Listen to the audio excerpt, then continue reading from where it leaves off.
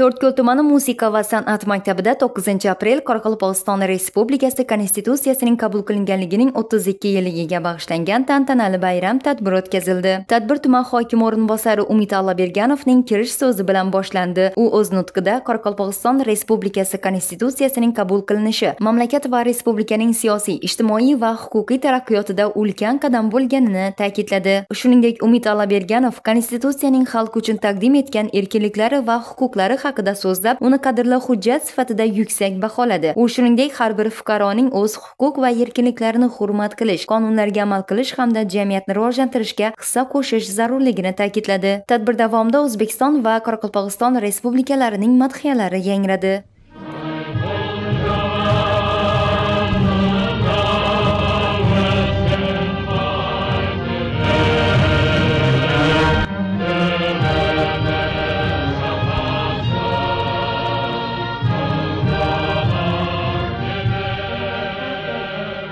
Shundan so'ng tuman ma'naviyat va ma'rifat markazi tuman bo'limi rahbari hamda tuman maktabgacha va maktab ta'limi bo'limiga qarashli umumta'lim maktablari vakillari qoraqalpoq va turkman tillarida tabrik so'zlarini so'zlab, Konstitutsiyaning ahamiyatini yana bir bor eslatib o'tdilar.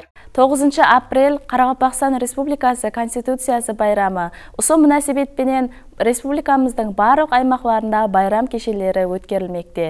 9-aprel Qoraqalpog'iston Respublikasining Konstitutsiyasi bayrami bilan butkul xalqimizda bayram bilan qutlaqlayman. Kecha davomida madaniyat bo'limi havaskorlari tomonidan konsert dasturi namoyish etildi. Tadbirda ishtirok etganlar bu kunning xalq uchun qanchalik muhimligini va tarixiy ahamiyatini to'liq his etishdi. Kecha nafaqat rasmiy bayram tadbiri sifatida, balki yosh avlodni vatanparvarlik ruhida tarbiyalash, ularga Konstitutsiyaning ahamiyatini tushuntirishda ham o'z rolini o'ynadi. O'zining madaniy, ijtimoiy dasturi bilan bu tadbir xalqni yanada yaqinlashtirdi, jamiyatning birligi va birdamligini mustahkamlashga hissa qo'shdi.